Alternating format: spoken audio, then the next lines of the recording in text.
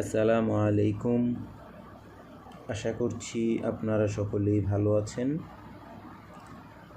অনেক দিন পর আমরা আবার আজকে একটা নতুন বিষয় শিখব, সেটা হচ্ছে র হরফ কখন পুর বা মোটা করিয়া পড়তে হয়, কখন বারিক বা পাতলা করিয়া পড়তে হয়। আশা করছি আপনারা ধৈর্য সহকারে সম্পূর্ণ ক্লাসটা আমার সাথে শুনবেন এবং নিজে নিজে মস্ক করবেন। তাহলে আমরা কথা না বাড়িয়ে শুরু করছি আজকের নতুন টপিক। র হরফ 5 অবস্থায় মোটা করিয়া বা পুর করিয়া পড়িতে হয়। 1. র হরফে জবর অথবা পেশ থাকিলে পুর বা মোটা করিয়া পড়িতে হয়, যেমন রসুল,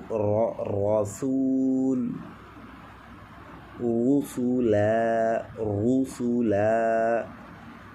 অর্থাৎ আপনারা এই ব্যাপারগুলো এখানে ছোট ছোট উদাহরণ দেওয়া আছে, সেগুলো খেয়াল করবেন এবং সাথে সাথে আপনারা মস্ক করবেন। 2 নাম্বার, র হরফের মধ্যে র হরফ সাকিন অবস্থায় উহার ডান দিকের হরফে জবর অথবা পেশ হইল, অর্থাৎ র এর উপরে সাকিন চিহ্ন থাকবে এবং তার ডান পাশে হরফের মধ্যে জবর বা পেশ হইলে ওই রকেও পুর করিয়া বা মোটা করিয়া পড়তে হয়, যেমন ইয়ারজিউন,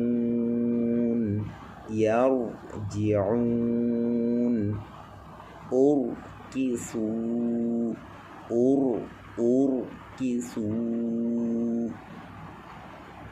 3. র হরফ সাকিন অবস্থায় উহার ডানের হরফে কাসআরে আরজি জের থাকিলে তাহাকেও অর্থাৎ ওই রকেও মোটা করিয়া পড়িতে হয়। এখানে কাসআরে আরজি বলতে যেটা বোঝানো হয়েছে তা হচ্ছে, দেখুন, মিম জবর মা, নুন রজের নির, মা নির। এই নুন র সাকিনের আগে একটা আরজি, কাসআরে আরজি হরফ অর্থাৎ খালি আলিফ রয়েছে। তাহলে আমি আরেকবার বলতেছি, র হরফ সাকিন অবস্থায় থাকবে, উহার ডান পাশের হরফে কাসআরে আরজি জের থাকবে বা থাকিলে ওই রকে পুর করিয়া বা মোটা করিয়া পড়িতে হয়। আপনারা এখানের উদাহরণগুলো একটু ভালো করে খেয়াল করবেন, ইনশাআল্লাহ আপনারা সকলেই সহজেই বুঝতে পারবেন। তাহলে আমি একটু উচ্চারণ করে শোনাচ্ছি। মানিউ তাদ রব্বিল জিউন ইনিল তাবেতুম। 4 নাম্বার, র সাকিনের ডানের হরফে জের হইলে, র এর উপরে সাকিন চিহ্ন, ইহার ডানের হরফে জের হইলে এবং পরের হরফে মুত্তাসিল হইলে ওই রকে, অর্থাৎ কোনো একটি হরফ আসিলে মুত্তাসিল হইতে কোনো একটা হরফ আসিলে বা মুত্তাসিল হইলে, যেটাই বলি না কেন, ওই ধরনের ওই সময় র এর উচ্চারণ মোটা করিয়া পড়তে হয়। আমি আরেকবার একটু ক্লিয়ার করে ভেঙে বলতেছি।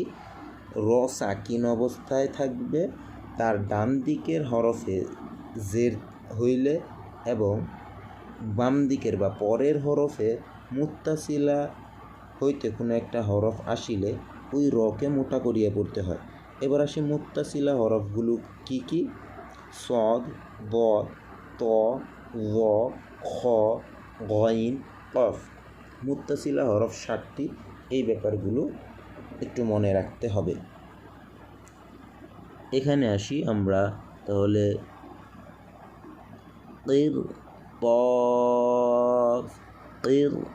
কফ রজের কির, তারপরে এসেছে মুত্তাসিলা হরফ তাসিন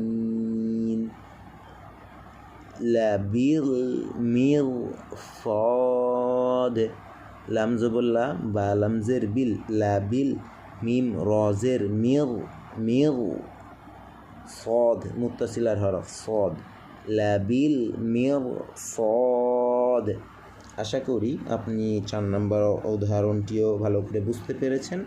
যদি বুঝতে না পেরে থাকেন, কোনো প্রশ্ন থাকে কমেন্ট সেকশনে করতে পারেন। পাশাপাশি আপনারা এই ভিডিও থেকে ভালোভাবে উদাহরণগুলো খেয়াল করার চেষ্টা করবেন। 5 নাম্বার, র সাকিন ডান দিকে ইয়া সাকিন ব্যতীত অন্য যে কোনো হরফ যদি সাকিন হয়ে আসে, তাহার ডান দিকে যেই হরফটা সাকিন হয়ে আসবে তাহার ডান দিকের হরফের উপরে যদি জবর বা পেশ থাকে, তখন ওই রকেও পুর করিয়া বা মোটা করিয়া পড়িতে হয়। আমি আবারও বলছি, র প্রথমত সাকিন অবস্থায় থাকবে, তারপর যদি তার ডান দিকে অর্থাৎ তার আগে যদি ইয়া সাকিন ব্যতীত অন্য কোনো হরফ সাকিন অবস্থায় আসে এবং তাহার ডান দিকের হরফের মধ্যে যদি জবর বা পেশ থাকে, তখন তাকে ওই রকে প্রথম সাকিন রকে মোটা করিয়া পড়তে হয়। এই ব্যাপারগুলো আপনাদের বেশি উদাহরণ হিসেবে আসতে পারে যেখানে ওয়াকফ করার অবস্থা হয় বা যেখানে থামার অবস্থা হয় সেই জায়গাগুলোতে। যেমন এখানে দেখুন, রয়ের উপরে কিন্তু সাকিনের কোনো চিহ্ন নেই, এখানে ডাবল পেশ দেওয়া আছে, কিন্তু আমরা যখন এখানে ওয়াকফ বা থামবো তখন রয়ের উচ্চারণ হবে সাকিনের মতো করে, তার আগে আরেকটা সাকিনওয়ালা হরফ জিম, তার আগে ফায়ের উপরে জবর আছে। তাই ফাজর ওয়াল ফাজর ফাজর ফাজর শাহরু রমা, যখন আপনি মিলায়া পড়ে যাবেন তখন এরকম আসবে শাহরু রমাদান আল্লাযী উনজিলা ফীহিল কুরআন শাহরু রমাদান। কিন্তু যখন আপনি এখানে থামবেন তখন হচ্ছে শাহর খুসু।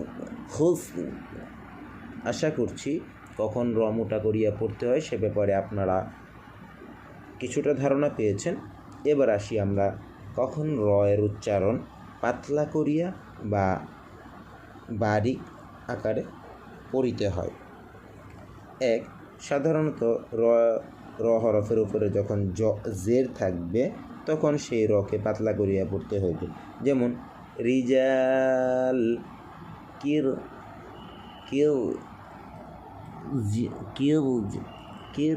কিরতাসিন, এটা আমি নিজে থেকে বললাম, আর এখানে হচ্ছে কিরজ। এখানে কিন্তু রয়ের উচ্চারণ মোটা হয়নি। আচ্ছা, এবার 2 নম্বর আসি, র হরফ সাকিন অবস্থায় উহার ডান দিকের হরফের উপরে যদি জের থাকে তখন তাকে পাতলা করিয়া পড়িতে হয়। যেমন মিরফাক, ফিরআউন, ফিরআউন। এখানে কিন্তু মুত্তাসিলার হরফ আইন আসেনি, মুত্তাসিলার হরফ কিন্তু আইন বলে কিছু নেই, গইন। যদি এখানে এই র সাকিনের পরে যদি মুত্তাসিলার হরফ আসতো গইন, তাহলে মোটা করিয়া পড়তে হইতো, কিন্তু যেহেতু এখানে আইন এসেছে তাই পাতলা করিয়া পড়তে হইবে। এই 2 নম্বর উদাহরণ র কখন মোটা করিয়া পড়তে হয় 4 নম্বর উদাহরণের সাথে ভালোভাবে খেয়াল করে পড়তে হবে। 3 নম্বর, র হরফ ওয়াকফ করার সময় উদাহরণ হিসেবে উহার ডান দিকে ইয়া সাকিন এবং তাহার ডান দিকে জবর থাকিলে ওই রয়ের হরফ পাতলা করিয়া পড়তে হয়, যেটা আমরা 4 নম্বরে 5 নম্বরের মধ্যে আমরা একটু আলোচনা করেছি এবং 4 নম্বরের মধ্যেও কিছুটা, 5 নম্বরের মধ্যে আমরা সম্পূর্ণ আলোচনা করেছি। যেটা হচ্ছে র আমরা বলতেছিলাম যে র হরফ যখন ওয়াকফ করার অবস্থা হয় তখন তাহার ডান দিকের হরকত যে হরফটা থাকবে সেটা ইয়া সাকিন হয় এবং তাহার ডান দিকের যদি জবর থাকে তখন তা পাতলা করিয়ে পড়তে হবে। যেমন খয়র, ফাইর, সাইর, এখানে দেখুন ওয়াকফ করতেছি রটাকে, রয়ের উপরে কিন্তু ডাবল পেশ থাকার কারণে আমরা যখন এখানে থামতেছি তখন হচ্ছে এই রয়ের উচ্চারণ সাকিনের মতো হবে। তাহলে খয়র, খয়া জবর খয়, র জবর র জবর খয় জবর খয়, র দুই পেশ রুন, খয়রুন। যখন আমি মিলায়া পড়তেছি তখন খয়রুন, আর যখন আমরা থামতেছি তখন খয়র, এখানেও পাতলা করিয়া পড়তে হচ্ছে। 4 নম্বরে আসি। র হরফ ওয়াকফ করার সময় উহার ডানে ইয়া হরফ ব্যতীত অন্য কোনো হরফ সাকিন এবং সেই সাকিন হরফের ডান পাশের হরফ যদি জের থাকে তখন তাহাকে পাতলা করিয়া পড়তে হয়। অর্থাৎ র সাকিন হবে, তাহার সামনে তাহার ডান দিকে ইয়া হরফ ব্যতীত অন্য যে কোনো হরফ যদি সাকিন অবস্থায় থাকে এবং ওই সাকিন হরফের ডানের হরফে যদি জের থাকে তখন ইহাকে বা ওই রকে পাতলা বা বারিক করিয়া পড়তে হয়। যেমন রিক, রিক, রিক, শেয়ার, শেয়ার, শেয়ার। রয়ের উচ্চারণটা হালকা হয়ে যায়, কিছুটা অস্পষ্ট হয়ে যায়। খিজর, খিজর, হিজর, হিজর। তো আমরা আশা করি সম্পূর্ণ ক্লাসটা বুঝতে কিছুটা পেরেছি। অবশ্যই আপনাদের প্রথম দিকে কিছু প্রশ্ন থাকতে পারে, সেগুলো করতে পারেন, ইনশাআল্লাহ যথাযথ উত্তর দেওয়ার চেষ্টা করব। এবং স্ক্রিনশটগুলো আপনারা ফেসবুকে পেয়ে যাবেন, আপনারা চাইলে সেখান থেকে ডাউনলোড করে নিতে পারেন এবং বেশি বেশি প্র্যাকটিস করতে পারেন এবং ভালোভাবে খেয়াল করে পড়তে পারেন। আশা করতেছি আপনারা সকলেই খুব সহজেই বুঝতে পারবেন। আমি আরেকবারও সর্বশেষ বলতেছি, রয়ের মোটা করে উচ্চারণটা একটু গম্ভীর হয়, একটু র র একটু মোটা হয় এবং যেটা হচ্ছে আমার সাউন্ডটাই মোটা হবে।